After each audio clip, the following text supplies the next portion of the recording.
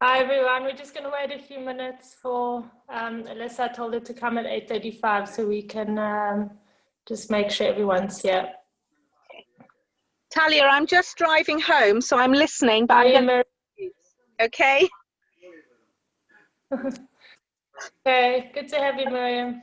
Okay, so I'm going to be on mute and I'm listening as I drive. So, Okay, fine, good. Hi, Caroline. Hi, Sharon. Hi. Hi, Lisa. Hi, Dalia. Welcome. House. I hope you had a good day.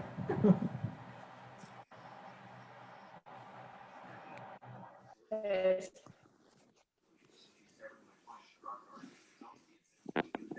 I'm going to do a recording. No, perfect.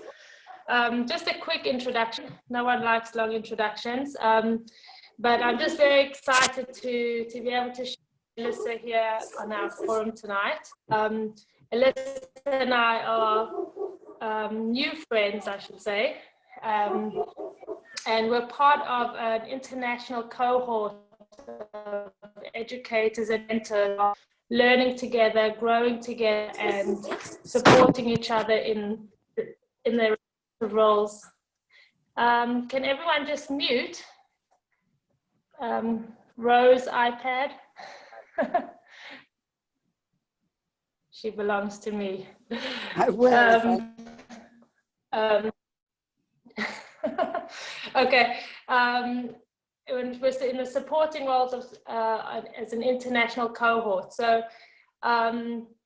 we all contribute, and I know that Alyssa has always been very profound and thought-provoking and eloquent in all our discussions, and her story is very meaningful and deep, and so much to learn. I'm hoping that we can all be inspired and also use this as a platform to share and to grow together, because we're all going through our own stories. And if we can be here for each other, to support each other in whatever we can as a community, a community is one of the most powerful things to be a part of. And as we're all going through our own things. So just to know that we can share, and we've got to learn to trust each other, and know that we are really to support each other. So without further ado, Alyssa, excited to introduce you. Okay, so I have a disclaimer, first of all, and also an apology that I have lived in America for 35 years. So everybody in America says, oh, you're so English, and everybody in England says, oh, you're so American sounding. So I'm apologizing for any inflections that I have, that I've picked up over 35 years of living in America. I wish I hadn't, and I wish I was still as pure in my English diction as you all are, I'm sure. So that's my first apology of the evening. And I thank you for listening into this story. And again, another thing just to preface is that I don't claim to have any monopoly on anything.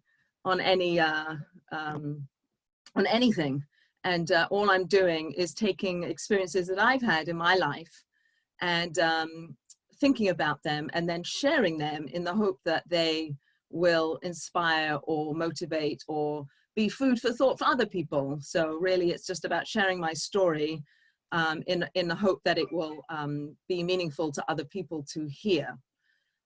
So I grew up in England, yay, and I ended up living in America, and I was a newly married about 35 years ago, and we were living in Washington, D.C., which was a lovely community. There was a lot of young people. We were, carefree and living our lives, and everything seemed so lovely. And we were struggling to conceive, to have a child.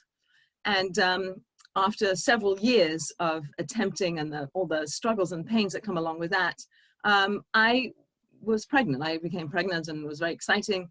And the baby that we gave birth to, I gave birth to, I know people say we, but it's not we, it's I gave birth to this baby. He had some medical issues right from the beginning, and it was very hard to acknowledge those and to recognize those and to really believe that they were as intense and as severe as they turned out to be. This wasn't what I had dreamed for. I don't want everybody, I imagine, if you're mothers or you know mothers, we all want to have healthy children. And if your child is born not healthy, it's a shock. It's not what you signed up for. So our child had some medical conditions that we then started to get treatment for, et cetera, et cetera. And after 6 months, the medical establishment decided it was time for our little baby Sam to have open heart surgery. He had a heart defect that needed, in their opinion, to be fixed. And the only way to do that was to open him up and do open heart surgery. So we prepared, and we were getting ready for this momentous day of fixing Sam's heart and having him come out the other side, worthy for us to then nurture him and take care of him. So again, we make our plans, we have what we think is going to happen, and that wasn't what happened. He ended up being unable to be fixed on that operating table, and he didn't make it out the other side. So he died on the operating table, and I was 26 years old, and I was like, what? What is this? I know no tools to deal with this. I had no concept that babies died. Like, babies don't die, old people die.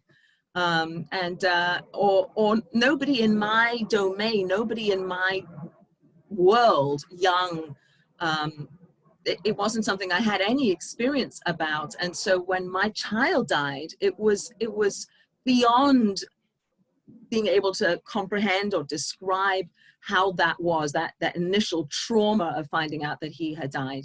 And then, then what? Now what? And it was 35 years ago, so I'm in a whole different place now, obviously. But it was a time of being completely blown out of the water. My heart was completely shattered, and I didn't know how to move. I didn't know how to get up. I didn't know how to get going. I didn't know, right? So one of the things amongst many that was very, very, very, very instrumental in my being able to incorporate this trauma into my life was my community, the people around me, all these people. There were people who couldn't deal, that was too much for them, and they didn't want to talk about it. They didn't want to face me. They didn't, whatever, it was too much. But then there were these other people, these almost like the angels, you know, the people who called, or the people who dropped food off, or the people who came to shiver. And there's no words. I mean, this is really a kind of a message that I think is really important, is that you don't have to say anything. You don't have to fix anything. You can't fix anything. We can't fix it, but we can be present. And we can hold another person just by showing up, just by being there, just by holding a hand, just by listening, not pontificating or saying, oh, you'll have other children, or it's all for the best, like things that people say. To me, they weren't helpful. They really weren't. And I had to decide who I was going to listen to and who I wasn't. And the people that embraced me in a way that was helpful, and those were the people who really were just there. They just showed up. They just came by. They just dropped food off. They just sat. They just listened. Because what is there to say? There isn't anything to say. But the showing up is huge. So I think that the thread of that message is that in your mind, in my mind, doing a little thing for somebody might seem like a little thing. Oh, I just dropped off a meal. I just made a phone call.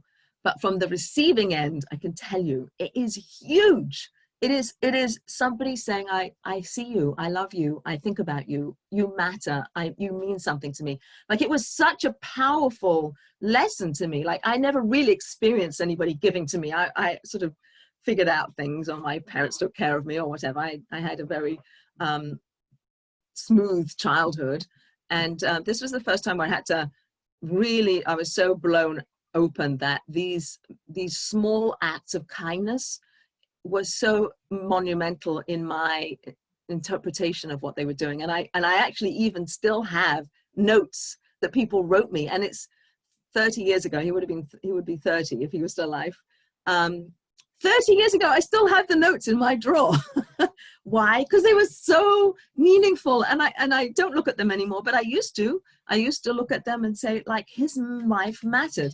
And I think that's a very powerful lesson, is that our lives matter. Every single one of us, you know, we all matter. And people can say, oh, he was a little baby, he was only 6 months old, he didn't matter. Well, he really did matter.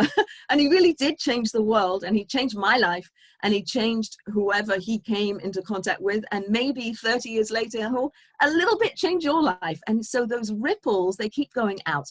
And I think that message, and again, we probably all know this message, but the message is the infinite value of each of our lives, and how important we are, and how what we can do can have such a huge ripple effect. We don't even know what we're doing sometimes, but the more kindness and the more goodness that we do, the more goodness it ripples out to create in the universe. You know, start thinking big. But it's really, I learned that lesson very deeply when Sam died. So the value of community, and not just Shiva, and not just the first year, but just like ongoing through our lives. It sounds like you have this lovely community in Mill Hill, and how you are trying to create the community, even though you're on Zoom and you're not meeting in person. But even, I'm sure, just meeting like this and seeing each other, and the value of knowing that you're part of something, then you're not alone. The fact that you're not alone. So continue with that theme of not aloneness. The experience of losing my child did feel very lonely, even with the community, and even with the notes and the food and the visits, etc. It did feel lonely. And where I went with that was to say, I already had some kind of concept of God in the world. And I started crying to God. Like, what's this about? Like, what did you do? Why are you doing this? And there's no answers. I don't think I really found an answer, but it went from why, and anger, and grief, and loss, and all of that powerful emotion. It went from that to, now what? Now what? How do I get up? How do I keep moving? What's my next step? And so here I am, right, 30 years later. And I can say that some of the things that I've taken, I recommend, there's a book I really recommend, like, you must read. It's called The Choice by Dr. Edith Eva Eger. So I don't know if any of you have heard of it. She was a Holocaust survivor. She went through Auschwitz, and she took her trauma. Somebody's nodding. Rose, did you read it? It's an amazing book. She took her trauma, and she became a psychotherapist, and she, through trying to heal herself, she went out and started healing other people. Rose, you read it? It's a great book. And I think that's also something to think about, like when things happen to us, or like we don't have any control over a lot of things that happen to us, but we do have control.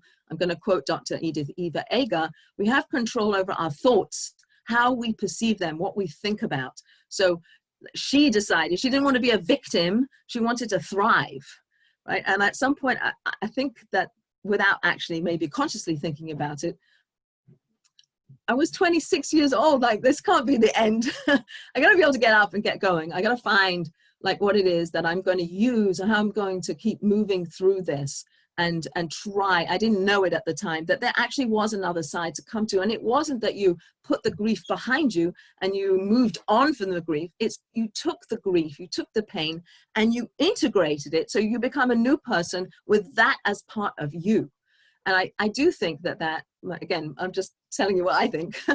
I do think that that's what, as does Dr. Edith Eva Eger, makes resilient people, is people who take the trauma and somehow face it, look at it, and then integrate it in a way that they learn how to thrive and give, right? So Dr. Edith Eger became a psychotherapist.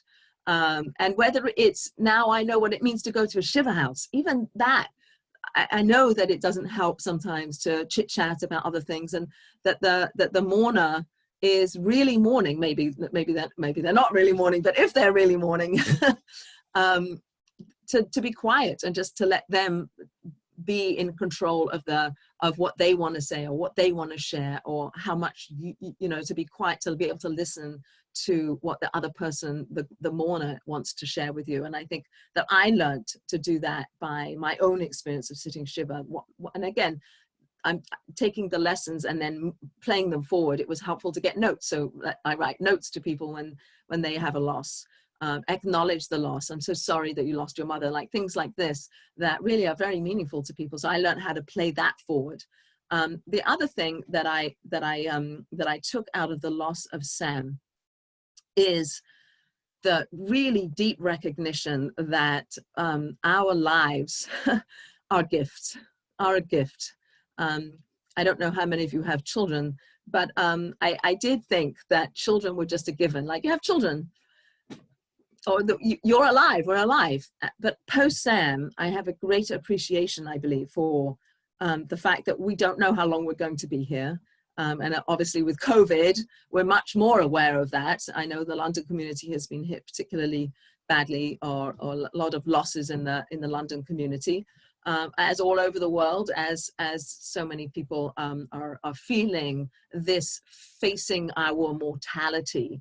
And rather than see that as grim and dire and oy vey, perhaps we can see it as an opportunity to be so much more grateful and aware of our lives and what our lives can be in the moment, right? We don't know how long we'll be here. I thought Sam would grow up and be a person and be a man and grow up, and I don't know, I had dreams for him. None of that came to be, obviously. But he did have a life, and his 6 months of life were meaningful, and I want to continue to make that meaningful. But our lives are also equally meaningful, however long we're here, and that sense of gratitude and that sense of the fleetingness of life. And therefore, like, keep going with that, is that therefore seize the moment, right? I got something in front of me that I could be doing that's good or kind or connecting to another person or connecting to God. Don't wait till tomorrow. Like, you don't know.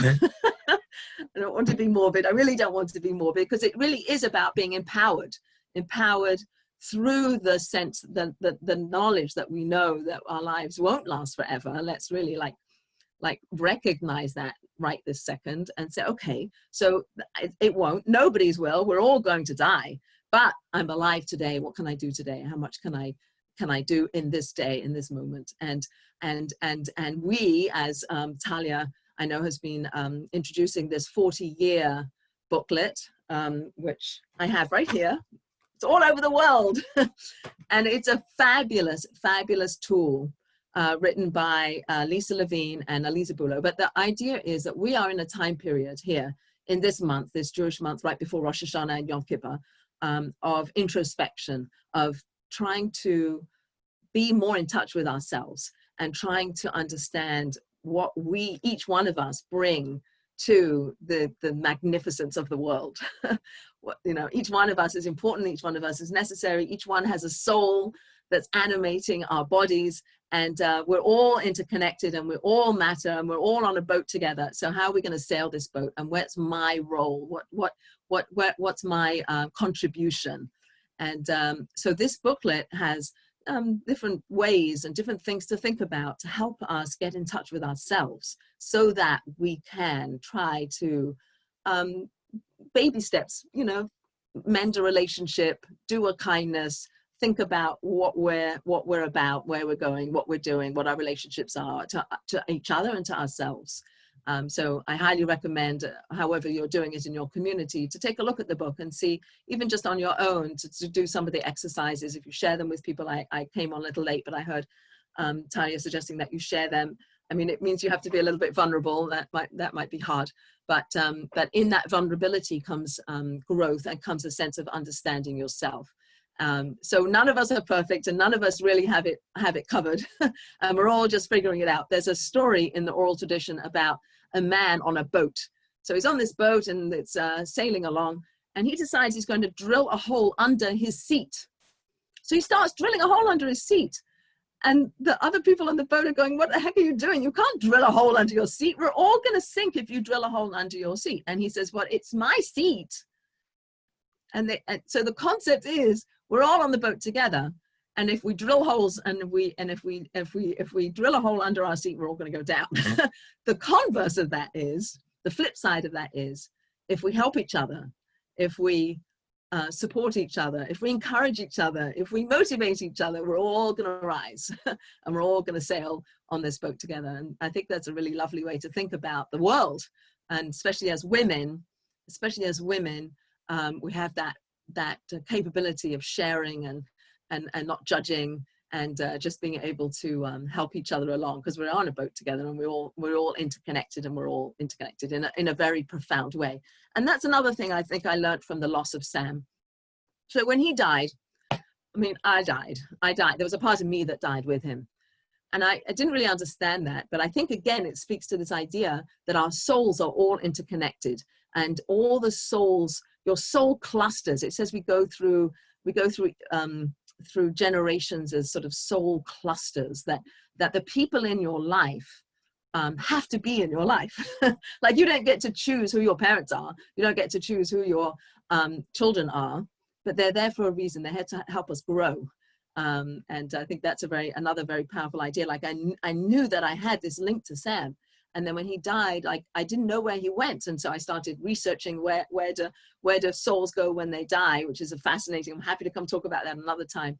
But the realization that we don't end. We talk death, we say death, but it's not, we don't end. We carry on. Our souls continue on into another realm that we don't have a concept of, because we don't have the right sensory capabilities to perceive what's beyond what we can perceive. But the soul continues on. It's an energy that continues beyond the world that we know. Okay, so I wanted to talk to you about this concept of gratitude, the concept of community, the concept of recognizing that our lives are fleeting, and the booklet that we've been talking about. So here's another thought, that here we are coming towards Yom Kippur. So Yom Kippur, I don't know what your community is doing, but traditionally we go to shul, and there's a tradition, a custom, practice of wearing white clothing on Yom Kippur. And obviously we don't eat and we don't drink and we don't put lotions on, and there's all these things we don't do on Yom Kippur. So here's a reframe for what we're doing. What we're doing is that we are on some level, like in a good way, because it's a happy day at the end, is we are rehearsing our death. When we pass on from this world, our soul goes up into the higher worlds, the body goes into the ground, but the body gets dressed in white shrouds. And obviously there's no eating and drinking and lotions and potions and none of that. And it's a very stark reminder that that we have to use our lives well, and we have to think about who we are and where we're going, and the vision of who we are. Who are we, and what can we do better? How can we move ourselves along? So you could say, oh, I'm no good at this, I'm no good at that, and that you could say that if you want, and a lot of us do say that, but it doesn't really get us anywhere. It actually is more helpful to say, oh, I'm actually a very nice daughter, but I could be a better daughter, or I'm a very nice wife, but I could be a better wife, or I'm a very loving mother, but I could be a more loving mother. Like start from a good place, start from something you're doing well, and say, oh, that positive reinforcement you give yourself, and say, I'm going to move that one baby step forward. I'm going to move that one baby step forward. And what this booklet does is it gives you tools. It helps us to then focus on those steps. What does that step look like? That step might look like, I'm not going to holler next time when I'm tempted to holler at somebody for doing something. I'm going to hold that back. So that's just one thing that brings you closer to the goal of the vision of who you want to be. So when you stand before God on Rosh Hashana or Yom Kippur, like you have a vision of who you want to be. And Rosh Hashana, this is another crazy thing. Rosh Hashana, probably you all know this, but I'll tell you anyway. Rosh Hashana is the day that Adam was created, right? We all think it's the day the world was created, but the world was created in 6 days. 6 days prior to Rosh Hashana, and on Rosh Hashana, man was created, the human being, Adam and Eve were created. So if we say that the times come around, right, Jewish time is linear and cyclical. So we come around back to the same energy that existed at the first Rosh Hashanah when Adam and Eve were created. We've got that creation energy that's like powerful and tangible, and we can tap into that and start again.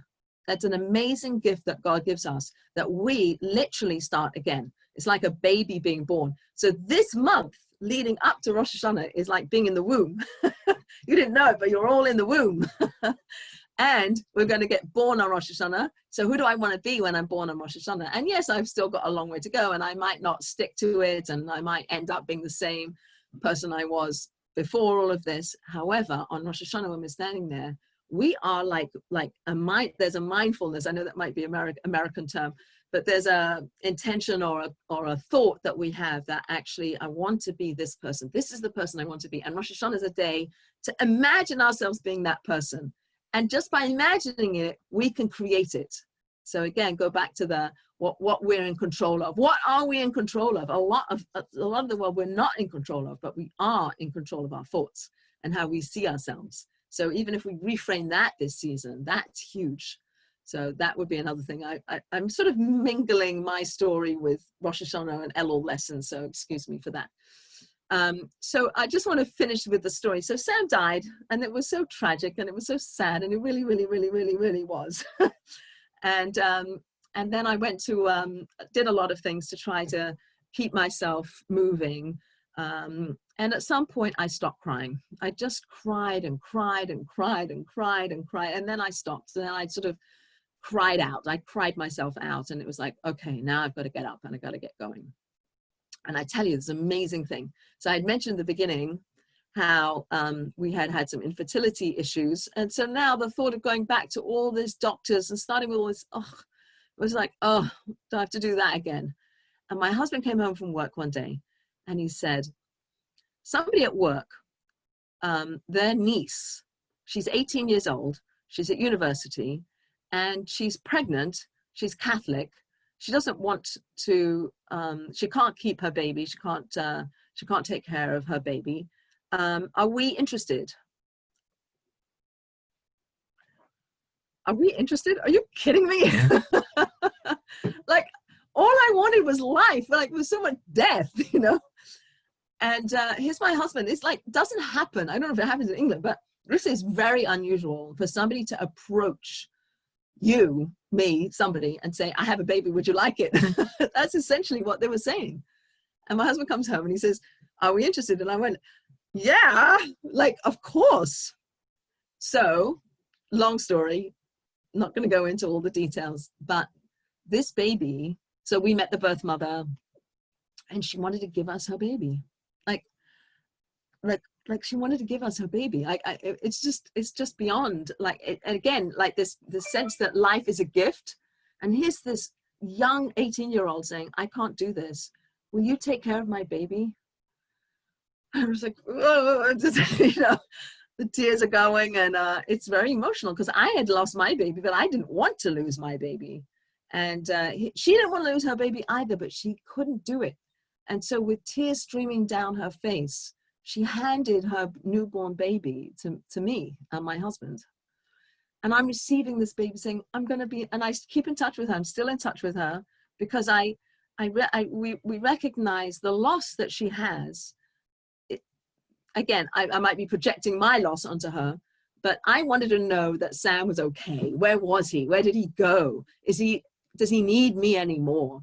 And I could provide that kind of comfort to this birth mother by sending her pictures and keeping in touch and telling her how our baby that she gave us was doing well. And so I've kept that relationship going, and we still have relationships over that. So here's the crazy thing.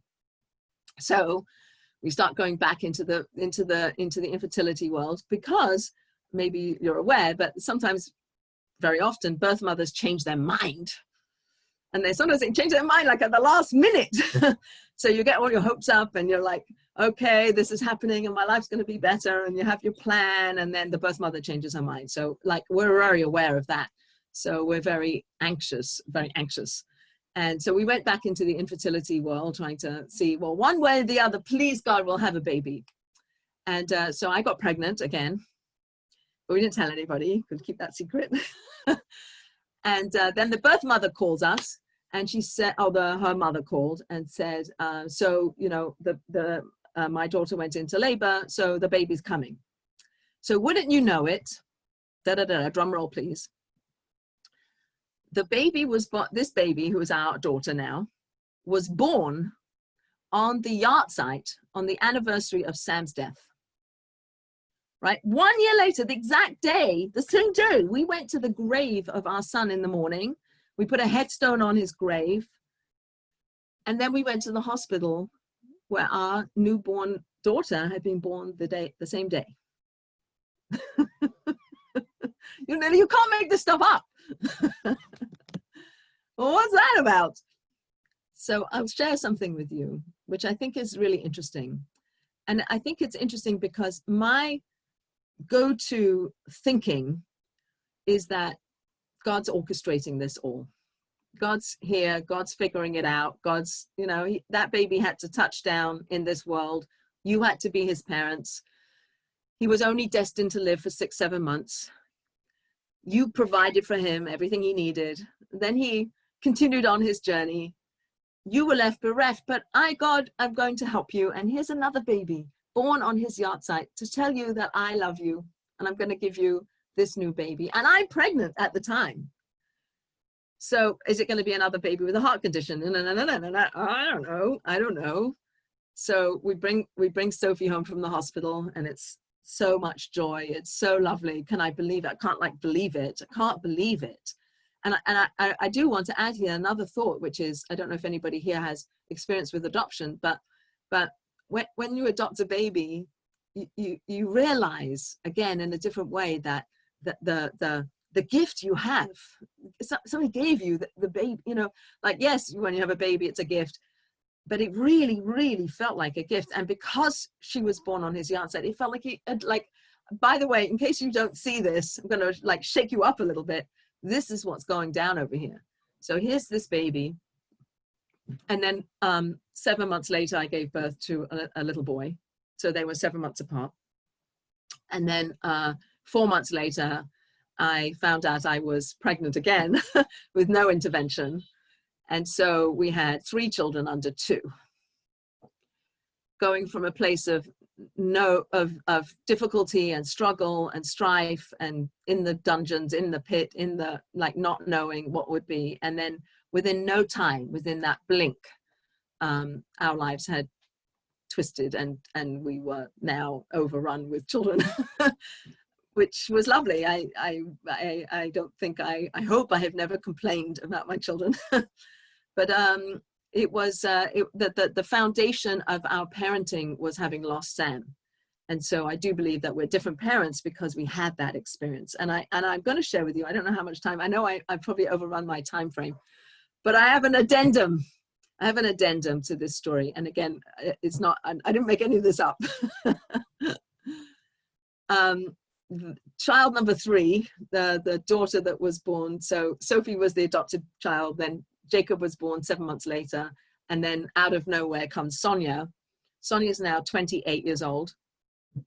And Sonia also had, she had twins. She had twins 4 years ago. And they were born at 26 weeks, which is very, very, very, very, very, very young. And they were not ready to be born at 26 weeks. And they were in the hospital for 3 months, a little boy, a little girl. And they were up and down, and that was like a roller coaster. And after 3 months, her little girl died. And it was a different experience. It was a different experience for me to watch my daughter grieve her child, and a different experience for me to grieve a grandchild. And what I learned through that, one of the things I learned is that I couldn't give whatever wisdom I had or whatever wisdom I'd learnt to her. I couldn't tell it to her. She had to experience the loss and the grief herself in order to come to her own understanding of how to live her life post that loss. And so I think it's really interesting. As much as we want to protect everybody, there's only so much protecting we can do. And I guess part of what I want to say, I think, is that when we do go through struggles and strifes, and we each have our own, and there's no monopoly on pain here, that's a lesson that we learn through going through it ourselves. Like, I don't think you can learn the lesson as deeply ingrained into who you are by hearing about it. You have to experience it, or you have to relate it to your life. Like, how does this, like, what have I been through that I can relate to this? Because this is my journey, right? So I can watch my daughter lose her child and re-experience my loss, and not be able to protect her, and not be able to stop that baby from dying, and not be able to, but I learned how to just sit with her and say, you can give me some of that tear, you can give me some of that pain, I'll hold it for you, or I'll sit with your hands, or so yeah, anyway, yeah, maybe I'll share this with you. So we were living in Washington, D.C. when Sam died, as I mentioned, and we were 26 years old. I was 26 years old.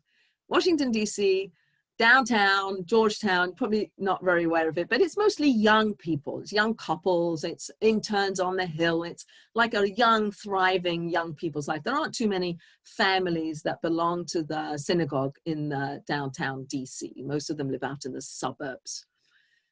And so when Sam died, I think it hit the community in a way. It was like, oh my gosh, this happens to the Felders. It can happen to me. Or it can, like, it shook people up. And there was a few women there who had connection to a Chevra Kadisha, which is the burial society, the people who prepare people for burial. And so my friends came to me and they said, we're going to wash Sam for you. I was like, what? Like, what's that? I don't even know what that is. I didn't know anything about that. I had no knowledge of that whole thing, that burial preparation. I don't know anything about that. And they told me that they're a little bit about it. I come back and talk to you about that if you want. And they washed Sam. They washed him and they took care of him. And I love these women. Like, I don't hardly ever see them or speak to them, but I really love them. They're phenomenal people. Why? Because they did this kindness. Like, they just did it. It wasn't, it was just, they're just kind people, and they did something so monumental that was so meaningful to me, and it gave me such comfort to know that they were the ones that were taking care of him. So I started doing that kind of work here in America, and I washed people for burial. So when my granddaughter died, I don't know, I said, Sonia, can I wash your baby for you? And I did, and I don't know how I did that, but I did it. And I think, I hope, I pray that it gives the same comfort to her that it did when my friends washed Sam. So sometimes you really kind of go out of your comfort zone, but the impact is huge, and it takes us out of the sort of everyday world, and it kind of lifts us up, I think, into a place where we can't really live in that place, but we can touch it every now and then. Like when we go outside of our comfort zone and do something good in the world, and we feel good about it, and it's real. So I don't know how that would relate to your lives, and how, where you could see that happening, but make the extra effort, go the extra mile, don't put something off for tomorrow, do it today. That kind of message, I think, is a very powerful message. So I had a lot more that I was going to talk to you about, and it's 45 minutes since I started, so I don't know if you have questions, or you want me to keep talking, or where you want to go. Talia. Does anyone have questions for Alyssa? Come on, ladies. Go out of your comfort zone. British, yeah. I know, but so am I. It's okay. We're all one. Did I touch the points I wanted? I wanted to talk about gratitude. I wanted to talk about gift of life. I wanted to talk about working on ourselves. Yes, Rose. Good. Yay, Rose. It's you have to unmute yourself. First of all, Eleanor. thank you so much for sharing your story with us. I know nothing. I mean, I've never had an experience, thank God, Baruch Hashem, I've never had an experience like that. I know nothing about adoption, but you're blessed with the most amazing personality, and you have I know it was a long time ago, but even so, the way you have coped, the way you have led your life, just looking outwards and trying to help other people, talking to us tonight is remarkable. I have read The Choice, and I would 1000% recommend it as a very, very moving book. And there's one thing I'm ashamed of, which I'm going to admit. I was invited once to join the Hevra Kadisha in my former community, and I couldn't face it. And there you are with your own little grandchild, and you washed his little body. And I was invited to join that small group of people, and I just, maybe if I was asked again, I might say yes, but I don't know. But thank you very much. I mean, I think that the capacity, the capability of doing it was because people watched Sam, right? So I all of a sudden I knew something about it. I didn't know anything about it before. It wouldn't have been something it would have crossed my mind to have done. But because they did that, I was like, okay, well, I want Sam's life to be meaningful. I don't want his life to just disappear. So how do I, we have a concept of not wasting, right? I don't want his life to be a waste. So what can I do? And I thought, well, maybe I'll just start there. I'll start by being on the Chevra Kadisha. I want to tell you a story. My dad, my dad died a few years ago, and I came to London for his burial. Sorry, can I just ask, Miriam Selby, is your daughter Rachel Selby? Is Miriam there? I can't see her. Is that a picture of her? That's not her for real. Yes, I'm muting. Hello, my sister is Rachel Selby. Oh, so Rachel Selby and I were friends back in the when we were children. We were in Jewish youth study groups together. Oh, okay. Yeah. What was your surname then? I'll tell her. Woodliff. Oh, I remember your name, and I remember you actually.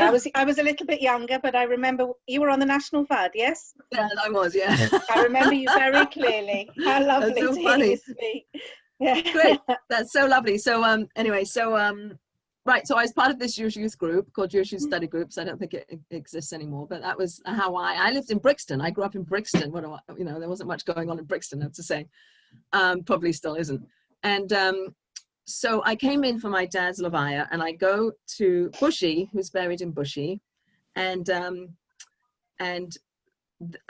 maybe some of you are aware with how it works at Bushy, but so the funeral was set up, and then this rabbi came over and he said, I'm your, I don't know, I want to use the word MC, but I'm the one who's going to orchestrate your funeral.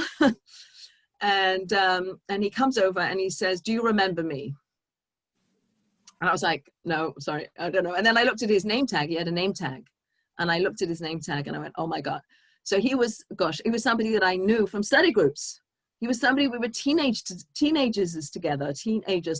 And we had, and he used to come to our house in South London, and when we had meetings and so on. And he said, and I washed your father. I washed your father. I was like, oh my goodness me. Like I don't know anybody in London anymore, really. And to have this gift again of knowing who washed my dad, and that know that he knew him and that he took care of him was very, very, very, very, very comforting. So I think that I definitely have a drive to demystify death and to bring it out so that we're not that we shouldn't be frightened of it, and not that we want it. We don't. We're all about l'chaim and life and life and life. But I think we can live our lives more passionately, knowing that at some point we've finished writing on the postcard. We can start writing in the postcard and think we've got lots of room, and then by the time you get to the end, you're scribbling and you're going up the side of the page, right? Because you haven't got much room left. But how do we live our lives like that? we haven't got much, you know, let's get it all in before we don't have any more time left. So I definitely have a concept of that. But I think that that incorporating a sort of a consciousness that our lives are fleeting can really be a huge motivator for living life extra fully. Alyssa, I wanted to say Yes. thank you. Yes. But I also came from South London. Well, And I think we went to the same school together. what's your name? Is that your maiden name? Is that your name? It was Falk, F-A-L-K. Yeah, yeah.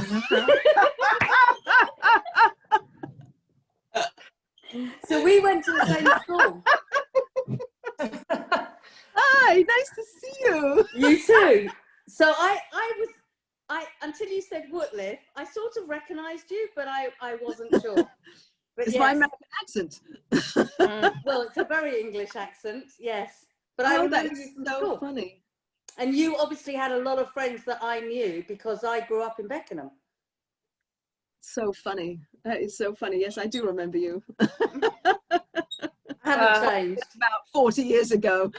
Exactly. Yes. I think you were the class of 80. I was the class of 82. Yeah, 80. Yeah, high school. High school 79. Oh, okay. I'm 56. Right. Okay. Fine. Yeah. How funny. Small world. Yes, it is. Wow. Yes, it is. But a very moving story. Thank you for sharing that. Yeah, yeah. Well, life happens to you, and but if you're doing this book, it's really lovely, and it can be fun. It can be intense, but it can be fun, and it can be this journey to a little bit more self-introspection, which is kind of the work of this month, to bring us to Rosh Hashana Yom Kippur with a different kind of vision of of who we are and where we're going, and everyone, all of you have like a whole world. You know, each one of you is a whole world unto yourselves. You know, you have your own experiences and your own pains and your own struggles and all of that, and how much easier on some level it is to share that load with others. And you have a beautiful community, a wonderful medicine. So you have the tools, and you have God who's always with you. So I think that was a very, very important piece of understanding that even when we don't understand why all these things are happening, that God's crying along with us. God's crying along with us, just like I cried along with my daughter when she lost her baby. You know, like I'm here and I'm going to hold your hand. And she learned lessons. It was so fantastic so it was 4 years ago that her baby died. And every year on her baby's yard site, she has like a little gathering in her house, which happened right before COVID. It was right after Purim. So I went to her house, and she had a little gathering of women, and she sort of told her story, and and then she spoke out some of the lessons that she had learned. And I'm thinking to myself, Sonia, I could have told you all of that, but that you can't, right? We all have to experience it ourselves. We can't. But it's hard. It's painful. Like, who wants to be in pain? But I think on the other side is an expansiveness and an expansiveness. Dr. Eger says in her book, I don't know, a few times, that the antidote to depression is expression.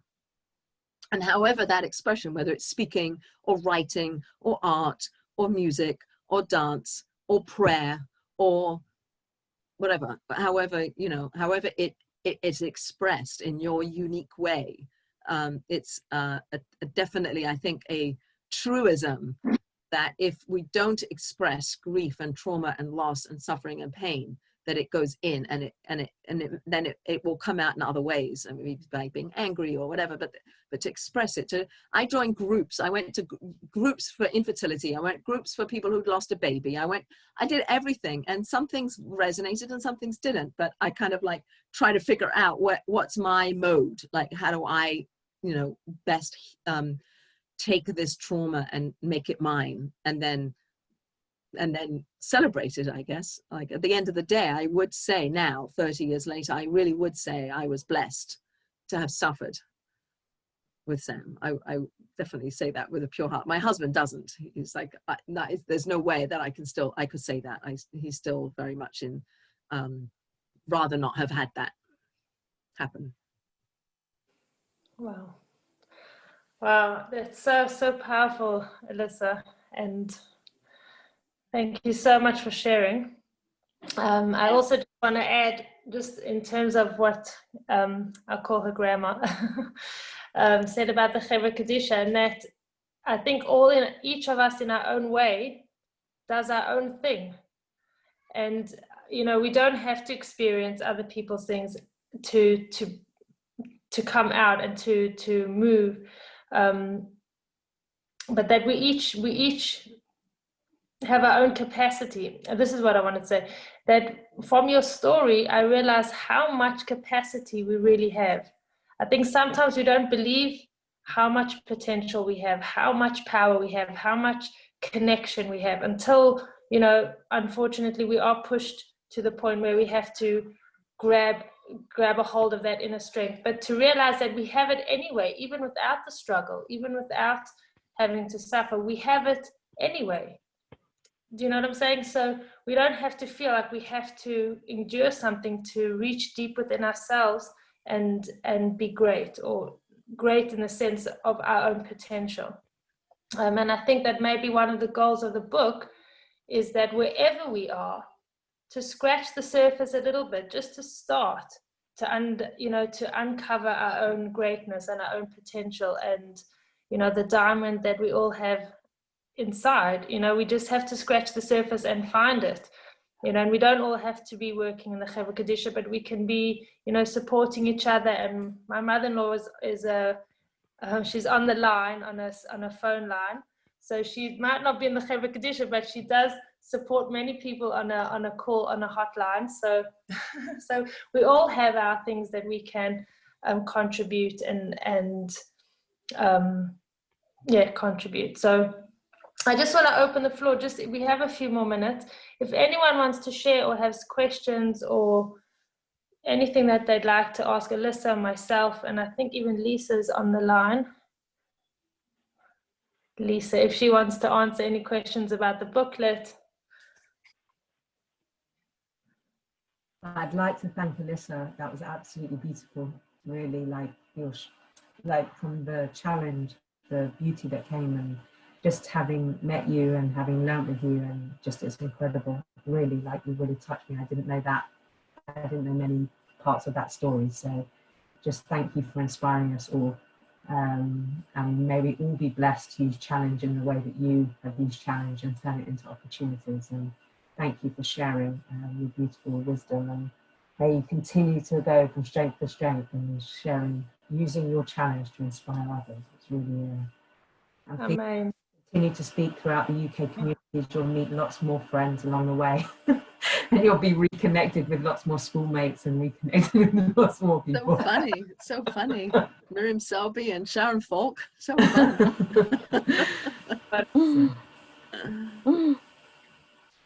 See, you grow up in England, it's all in the beginning, you know, like it just fans out from the beginning. I have to say, you haven't got rid of your Englishness. I'm sorry to say. Thank you. That's a huge compliment. I practice every day. America's definitely different than England, that's for sure. Americans definitely are. But you know, I think that I think one of the things though that I grew up in South London, as did Sharon, and it felt a little bit like a desert Jewishly, and yet there were so many people there doing such lovely, like my mother was part of the Ladies Guild. I don't know if they still call them Ladies Guilds. And she would take, we lived near Brixton Prison, she would take food to the prisoners, the Jewish prisoners in the prison. My grandmother wasn't allowed to know about it, but she did. Like, where did she get that from? You know, like we all have something we could be doing. Like Talia said, like Chevra Kadisha is sort of like, that was where I went, because I wanted to sort of use something that had happened, the kindness that had been done for our family. I wanted to sort of play that forward. But even go back to the to the phone calls or the meals or the shiva calls or the not avoiding people in pain, you know, as much as you can. And like these things, they're little things, like I said at the beginning, like the idea of the little things that we think are little are really, really, really big when you're the recipient of that kindness. And there was one person, there was this lovely fellow, a young man. I mean, we were all young when Sam died. So we had surgery scheduled, and he took the day off work and he came and he sat with us in the hospital for the whole day. And it was a whole day of surgery, and we didn't know, and it was up and down and in and out and that. And then at the end of the day, obviously, the result was what it was. And then he sprang into action. He called the rabbi, and he did this, and he called this person, he called that person. And then years later, I said to him, you know, I cannot thank you for what you did. And he said, what did I do? I was like, what do you mean what you did? You saved our lives. And he said, I don't remember. And it was like, what do you mean you don't remember? But isn't that so interesting that again, the kindness that we receive feels big, but for the person who's giving it, it might not. So when you flip that over and you do this little thing, like even just holding the door open for somebody, just hold the door open. Somebody. I'm not very good at this, but like I'm a very competitive driver. I think I learned that from living in London. Like I'm not going to let that guy get ahead of me. And I was like, and I can't get rid of it. But my husband's, he's so lovely, and he lets people in, like when they want to come out of a side turning, and he lets them in when they're like, and when they're on a highway, and he like slows down so somebody can join. It's like, but that's kind. I'd like to be able to do that. That's really, really kind, to be able to, like, even just that little thing, like leave it. They say more, they say people who, so letting people in front of you when you're driving, small act of kindness is like a baby step, like another step, another step, another step. So we're all up for the challenge. Yeah. Thank you so much. It was really good talk. Great. Lots to think about. Very Thank happy. you. Lovely. Lovely to meet you all, and good luck and happy Elul. And what day is it? What day is it in England? It's still Wednesday. Still Wednesday. Is it still super hot there? I heard it was really hot recently. Is it nice now? No. No. Raining. Autumn's come.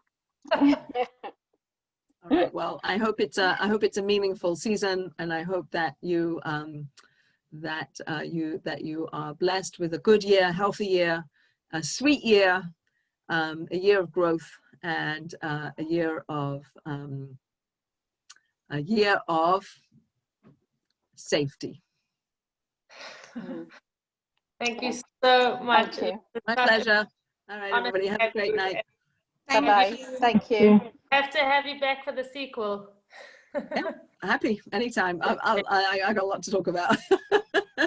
Don't want to overwhelm you all. Thank you very much. Okay. Thank you. Bye, ladies. Have a good week. Love. All the best.